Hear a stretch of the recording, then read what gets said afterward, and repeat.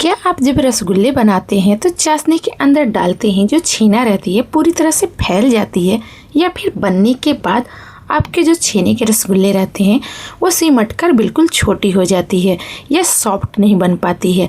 तो चलिए बनाते हैं, ना ये बिल्कुल फैलेगी और ना सिमटेगी और बिल्कुल सॉफ्ट बनकर तैयार होगी।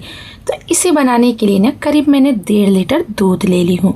लेकिन जो दूध लेंगे तो गाय का लेंगे या बिल्कुल जो क्रीम नहीं हो जिसमें, वही दूध लेंगे। तो मैं गाय का नहीं ली हूँ, इसमें से क्रीम निकाला हुआ है, बिना क्रीम वाली मैं दूध ले ली हूँ। इसमें बिल्कुल मलाई नहीं है। दूध को गर्म होने देते हैं। जब तक दूध गर्म हो रहा है ना, तब तक मैंने 2 चम्मच विनेगर ले ली हूँ और 4 चम्मच ले उसमें पानी मिक्स कर दी हूँ। दूध को फाड़ना है तो इसलिए मैंने विनेगर ले ली हूँ। आप चाहो तो नींबू भी यूज कर सकते हैं। तो चलिए, अब मेरे दूध जो है उबाल आ चुके हैं। अब गैस को बंद कर देंगे और इसे हम नीचे ले लेते हैं गैस से, और इसमें हम थोड़ा थोड़ा करके विनेगर का जो पानी है डालेंगे। थोड़ा थोड़ा डालेंगे, एक ही बार नहीं डालेंगे। और इसी तरह से ऐसे हम हिलाते रहेंगे और थोड़ा थोड़ा विनेगर का पानी डालते रहेंगे। और डालने से ना ये बिल्कुल फट जाएगी।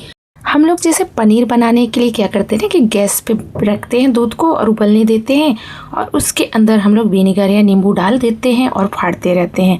उससे तो पनीर तो बनती है, लेकिन वो थोड़ी टाइट बनती है। लेकिन जब भी रसगुल्ला बनाना हो ना, तो सॉफ्ट बनाने के लिए पहले गैस को बंद कर दीजिएगा और तब डालिएगा। इससे ना पनीर ना बिल्कुल सॉफ्ट बनकर तैयार होती है। तो चलिए, अब ये मेरी जो पनीर है फट चुके हैं दूध। तो अब इसे हम ना छान लेते हैं। छानने के लिए एक बर्तन लेते हैं और उसके ऊपर कॉटन कपड़ा डाल देते हैं, और फिर इसके पानी को हम निकाल लेते हैं। और मैं पनीर को पहले निकाल लेती हूँ। चलिए, इसमें उझल देते हैं, और उझलने के बाद ना इसमें फिर हम पानी डालते हैं थोड़ा ठंडा होने के लिए, क्योंकि ये गर्म है और गर्म से ना थोड़ा ये जो पनीर जो है ना तो चिमड़ा होने लगते हैं। तो इसे हम ठंडा करेंगे ताकि जो है ना ये ज़्यादा चिमड़ा ना हो पाए। तो इसे ठंडा करने के लिए पानी डाल देते हैं और पानी अच्छे से मिक्स कर देंगे, ताकि विनेगर का भी जो ज़्यादा असर हो ना, स्मेल वगैरह हो, वो निकल जाए।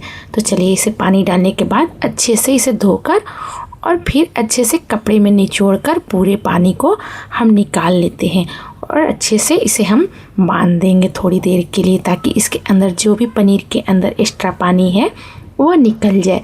इस तरह से घुमाकर, हाथों से दबाकर इसके पानी को निकाल देंगे। अभी भी ये पानी है, तो इसके लिए हम क्या करेंगे, इस तरह से निचोड़कर और इसे हम रख देंगे साइड में पनीर को, और इसके ऊपर ना हम भारी सा कोई भी सामान रख देंगे, ताकि इसके अंदर जो भी पानी है ना वो निकल जाए। 15 से 20 मिनट के लिए इसी तरह से हम छोड़ देते हैं, और 15 से 20 मिनट के बाद जब देखेंगे ना, तब इसके अंदर का जो पानी है ना बिल्कुल निकल कर, और ये बिल्कुल एकदम सूखा पनीर बनकर तैयार हो चुका है। तो चलिए, अब हम लोग इसे बनाने के लिए, रसगुल्ला बनाने के लिए इसे हाथों से मसलकर अब इसे हम सॉफ्ट करते हैं। तो इसे पूरी तरह से अच्छे से हम तोड़ लेते हैं, और तोड़ने के बाद ना बिल्कुल इसे हाथों से, जो पीछे वाले साइड होते हैं ना हाथ के, उससे हम इसे अच्छे से मसलेंगे। करीब 15 से 20 मिनट तक मसलेंगे। तब तक मसलेंगे जब तक ना ये बिल्कुल चिकना ना हो जाए और बिल्कुल ये सॉफ्ट ना हो जाए। तो चलिए, इसे 15 से 20 मिनट तक हम पूरी तरह से मसल लेते हैं और बिल्कुल इसे सॉफ्ट कर लेते हैं। इसमें ना इतना मसलेंगे कि एक भी कहीं लम्स या दाने वगैरह कुछ भी ना रहे, और एकदम बिल्कुल ये चिकना हो जाएंगे। तो देखिए, जैसे जैसे मसल रहे ना, तैसे वे सॉफ्ट भी होते जा रहे हैं, और इसके अंदर से घी भी छोड़ने लगे। ऐसे तो ये दूध बिना क्रीम वाली है, लेकिन फिर भी इसके अंदर थोड़े बहुत जो मिल्क रहते हैं ना, दूध के क्रीम रहते हैं, इसके अंदर थोड़े बहुत तो रहते ही हैं। तो उससे एक बिल्कुल चिकना बनकर तैयार होते हैं। अब इसमें ना मिक्स करने के बाद 15 से 20 मिनट के बाद करीब 1 चम्मच ले इसमें हम मैदा मिक्स करेंगे, और मैदा को डालने के बाद अच्छे से फिर से इसे हम अच्छे से मिक्स कर लेंगे। 5 से 10 मिनट के लिए अच्छे से इसी तरह से हम मिक्स कर लेते हैं, ताकि मैदा हर जगह अच्छे से मिक्स हो जाए और ये गांठें ना बने, और बिल्कुल ये सॉफ्ट बनकर तैयार हो गए। तो चलिए, इसे मिक्स कर लेते हैं। 5-10 मिनट ना बाद मिक्स करने के बाद ये मेरा रसगुल्ला बनाने के लिए तैयार हो जाएगा। तो चलिए, अच्छे से इसे मिक्स कर लेते हैं, और मिक्स तब ये हो चुका है। अब चलिए इसे चेक करते हैं। थोड़ा सा बड़ा सा लेंगे और इसे गोल करेंगे, और ये बिल्कुल चिकना और अच्छे से फट नहीं रहे हैं। तो ये मेरे अब तैयार हो चुके हैं। अब इसे हम कट कर लेते हैं। जितनी बड़ी साइज़ आपको रखना हो ना उतने बड़े साइज़ में आप इसे रसगुल्ले के साइज़ में कट कर लीजिएगा। मैं थोड़ा मीडियम साइज़ में कर रही हूँ, ज़्यादा बड़ा ना कर रही हूँ और ना ज़्यादा छोटा कर रही हूँ। तो इसी तरह से पहले हम कट कर ले रहे हैं छोटे छोटे पीस में, और फिर इसे हम हल्के हल्के हाथों से घुमाकर इसे हम रसगुल्ला की तरह शेप दे देंगे।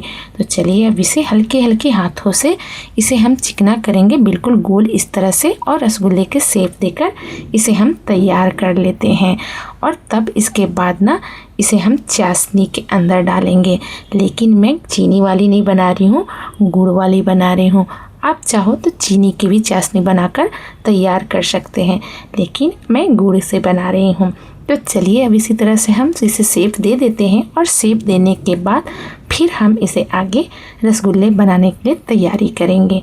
इसी तरह से सभी को शेप देकर अब मेरे सारे रसगुल्ले बनकर तैयार हो चुके हैं।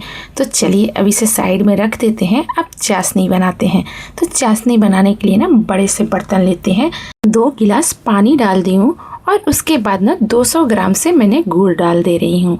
आप चाहो तो चीनी भी डाल सकते हैं, आपको चीनी का बनाने का मन हो तो चीनी भी डाल सकते हैं, लेकिन मैं गुड़ से बना रही हूँ तो मैंने गुड़ करीब 200 ग्राम से डाल दी हूँ।